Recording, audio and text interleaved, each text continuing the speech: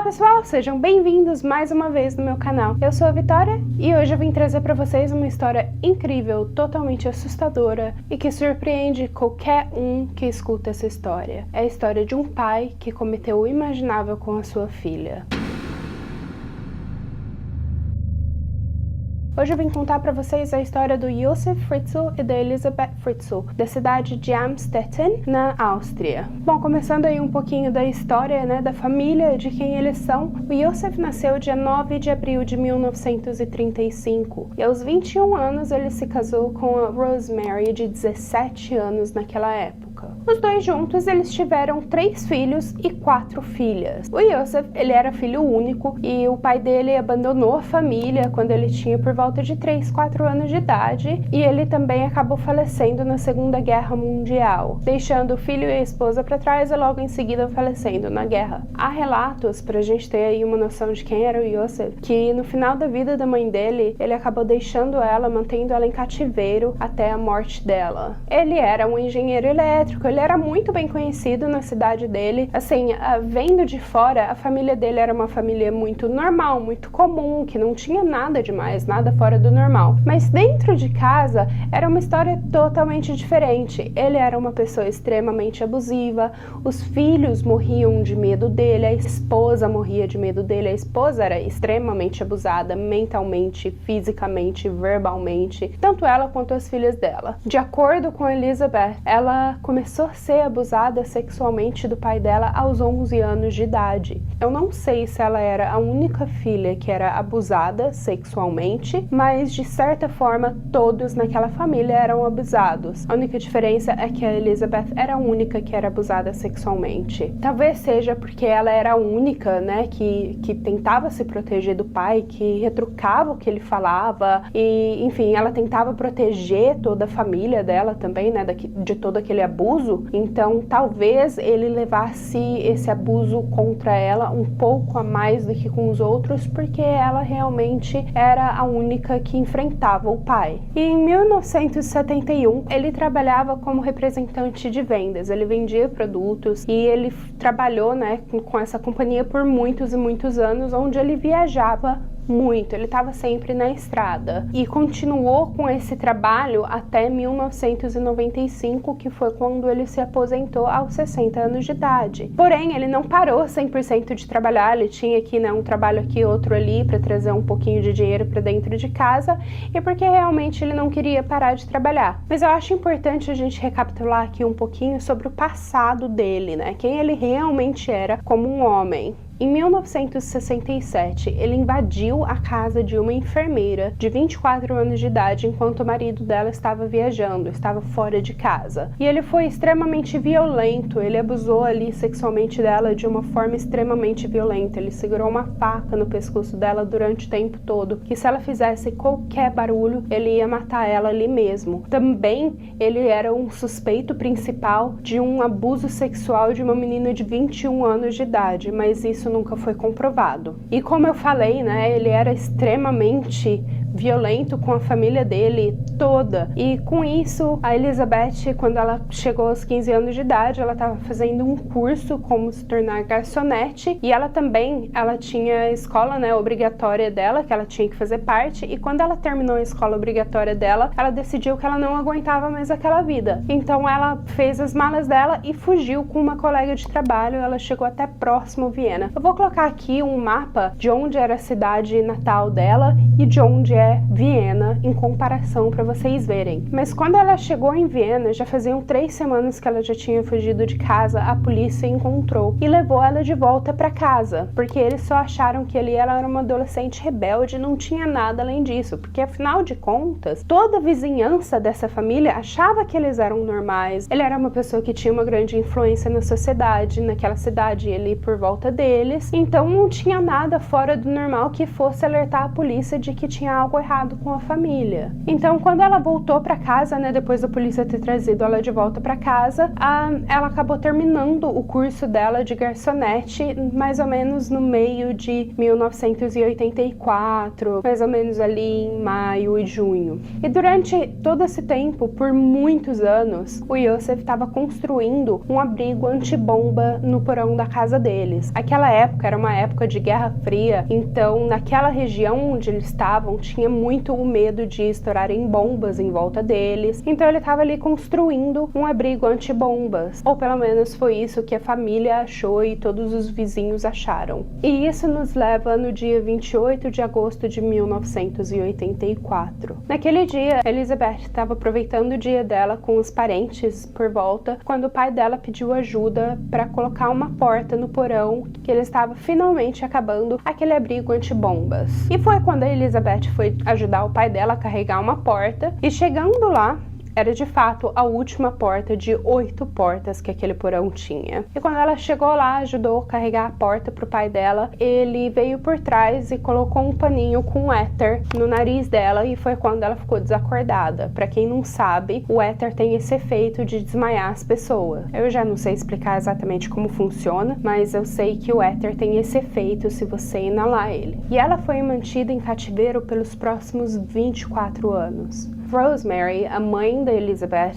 ela foi no dia seguinte prestar um boletim de ocorrência na polícia, falar que a filha dela tinha desaparecido. Só que como a filha dela já tinha uma ficha na polícia, né, como se fugitiva de casa, a polícia não levou tão a sério. Afinal de contas, ali ela já estava mais velha, ela já tinha acabado de completar 18 anos, então não era uma coisa de extrema preocupação para a polícia naquela época. E foi ainda menos preocupação quando eles receberam uma carta da Elizabeth falando que ela tinha fugido, que ela tinha ido para um culto, e toda essa narrativa de que ela havia se tornado uma pessoa do mal e não queria ter contato mais com a família dela, do mesmo jeito que a família dela não iria mais querer contato com ela. E quando a polícia questionou a Rosemary se ela achava de fato que aquela carta tenha sido enviada pela filha dela, com a letra que a mãe reconhecia e tudo mais, a mãe falou: sim, essa é a letra da minha filha, eu reconheço o modo de escrita e o modo de fala e tudo mais. E foi quando a polícia deve ter falado assim: poxa,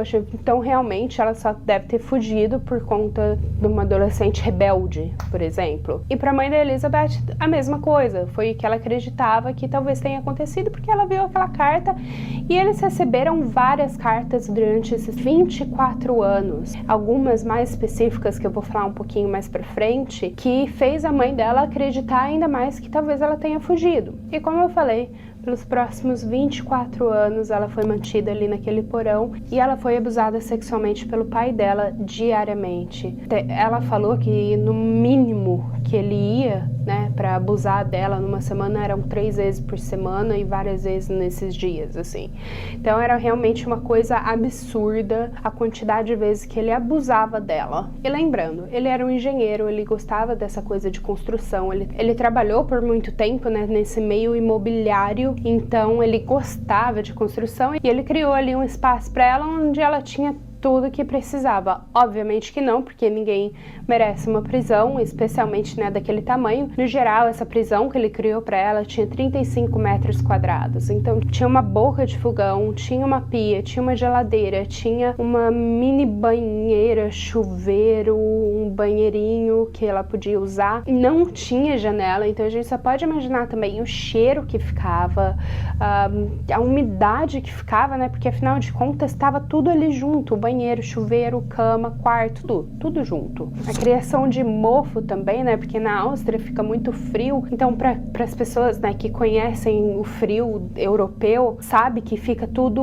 muito úmido dentro das casas, né, por aquecimento, a umidade, porque você não pode abrir a janela. Então eu só imagino também a quantidade de mofo. Se até na minha casa, que eu deixo as janelas abertas, no inverno já fica mofado, eu só imagino um lugar que nem janela tinha, que pra quem não sabe, eu moro na Inglaterra. Assim, essa cidade é a rainha do mofo, por conta de toda a umidade, que aqui chove bastante, lá também chove bastante, neva bastante. Então, assim, realmente me surpreende ela ter conseguido viver tanto tempo num lugar tão pequeno. Com o tempo, né, durante esses 24 anos, ela acabou engravidando 8 vezes. E numa dessas gestações, ela acabou perdendo o bebê com mais ou menos 10 semanas de gravidez. E também, um dos bebês, após ter nascido, acabou falecendo com algumas semanas de vida, poucos meses de vida. E o que Joseph fez com esse bebê, assim, me tira do sério um pouco. Ele levou esse bebê pra cima e simplesmente só colocou fogo no bebê no jardim da casa dele, onde todo mundo podia ver o que estava acontecendo, e foi lá que ele cremou essa criança, né? Elizabeth não sabia o que tinha acontecido com o bebê até ela ter saído. Depois da Elizabeth ter o quarto bebê, tava tão apertado ali o espaço, né? Afinal de contas eram 5 pessoas mais e o Joseph quando ele vinha, e ele dormia várias vezes à noite ali com a família. Então tava realmente muito apertado, e foi quando a família conseguiu convenceu o Joseph de que eles poderiam construir um quarto a mais. E quando ele permitiu, a família começou a tirar terra, pedra do chão ali mesmo, né, solo, com as próprias mãos. Eles não tinham ferramentas para poder construir ali um outro quarto, mas eles fizeram acontecer de alguma forma, e eles construíram um outro quarto mais ou menos do tamanho do primeiro quarto. Então, assim, saiu de 35 metros quadrados aquela prisão, né, e foi para 55 metros quadrados. E lembrando que ele fornecia, né, toda eletricidade, água, comida, tudo que eles precisavam era fornecido pelo Joseph. Então era também uma grande forma de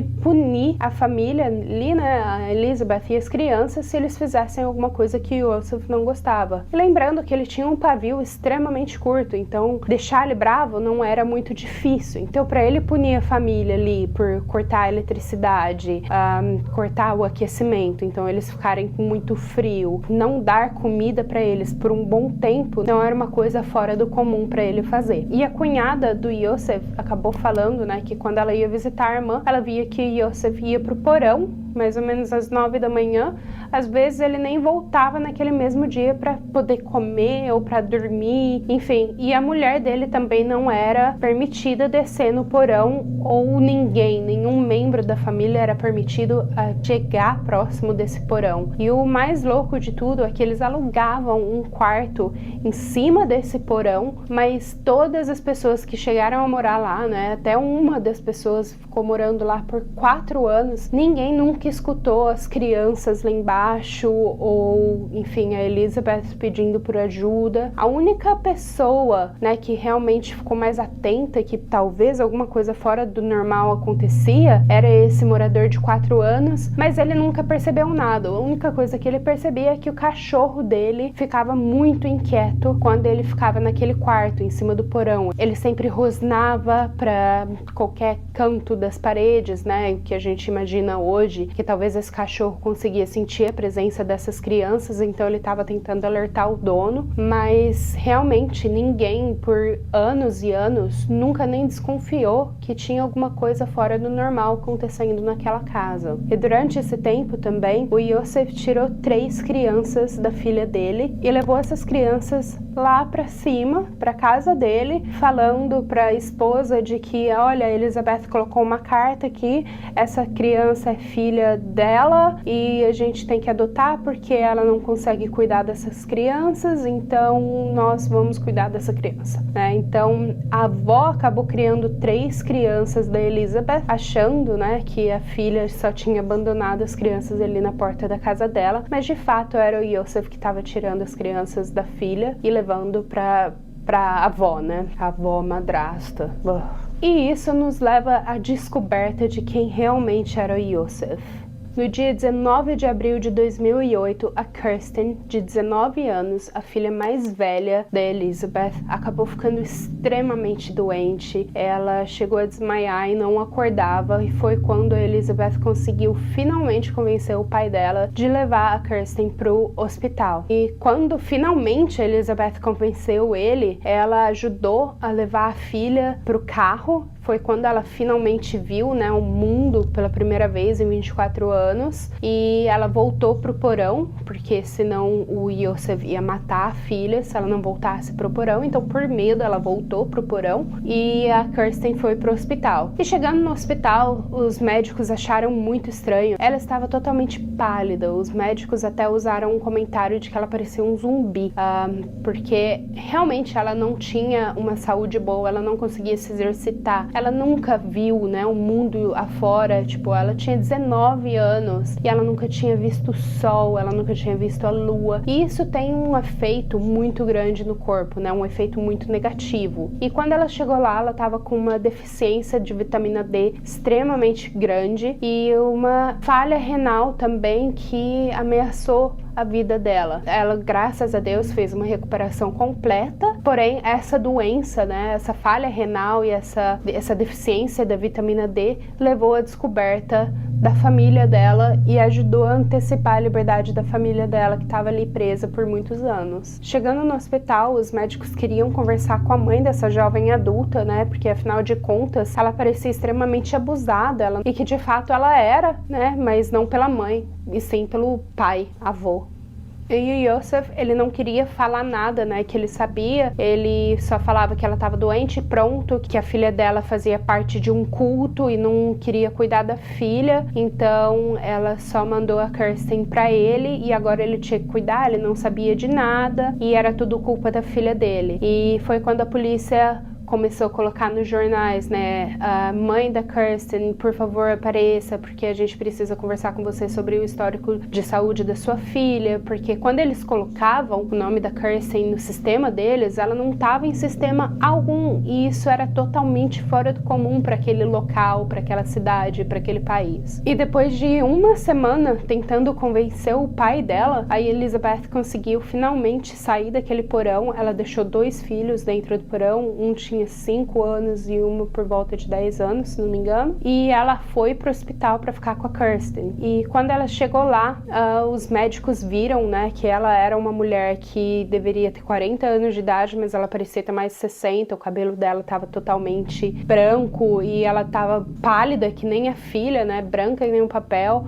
ela parecia também que nem um zumbi. Então os médicos já ligaram para a polícia assim que eles viram ela no hospital, e quando ela viu de fato a filha dela, os médicos começaram a fazer muitas perguntas e ela ficou totalmente nervosa, né, ansiosa, porque fazia tantos anos que ela não falava com outra pessoa além dos filhos e do pai, que ela só precisou sair ali daquele local e ela foi pro corredor. Quando ela chegou no corredor, a polícia já estava lá para interrogar ela e o pai dela. Foi quando a polícia levou eles para a delegacia e em quartos separados, e o Yosef ficou em um quarto e a Elizabeth ficou em outro, e a polícia ficou interrogando ela por mais de 5 horas, falando, olha, se sua filha morrer, que provavelmente pode acontecer, porque o estado dela é muito grave, ela tá em coma, você vai ser culpada de assassinato, você tem que conversar com a gente, e enfim, foram amolecendo ela, que chegou num ponto que ela falou, olha, se eu te contar o que realmente aconteceu, eu não quero ver meu pai, você me promete que eu nunca mais tenho que ver meu pai? E a polícia falou, ok, mas fala o que aconteceu, né? E foi quando ela começou a contar a história da vida dela, que ela teve 7 filhos com o pai dela, que ela foi sequestrada e colocada ali naquele porão por mais de 24 anos, e foi um caso tão fora do comum, tão assustador, principalmente para aquela cidade no interior da Áustria, que, assim, ele era conhecido como uma pessoa influente, né, da região dele, da cidade dele, para tudo isso estar acontecendo naquela casa que não fazia sentido para a polícia, até que eles foram na casa, viram de fato 8 portas para chegar até onde tinham aquelas 2 crianças. Tinham 2 portas de acesso para esse porão, uma porta de 500 quilos que já ninguém conseguia mais abrir porque era muito pesada, e uma porta de 300 quilos que era realmente muito difícil de abrir. Por isso que Yosef colocou, porque ele seria o único que conseguiria, nem a esposa dele, saudável, conseguiria abrir pelo peso da porta. Então esse era um outro método de proteção. Ele também tinha fechaduras em que precisavam de senha, que a senha era só ele que sabia, nas outras portas, né? Então era assim extremamente protegido e trancado aquele local, né? Então a polícia, quando finalmente chegou lá, viu que toda a história que Elizabeth contou era verdade, e o pai dela já foi preso ali na hora, e a mãe e as 6 crianças foram levadas para uma casa de proteção, por um tempo. O Yosef, ele pode apelar para a justiça e conseguir uma liberdade condicional no ano de 2024, então faltam aí 1 ano e meio, mais ou menos, para ele conseguir apelar. É provável que consiga? Não sei.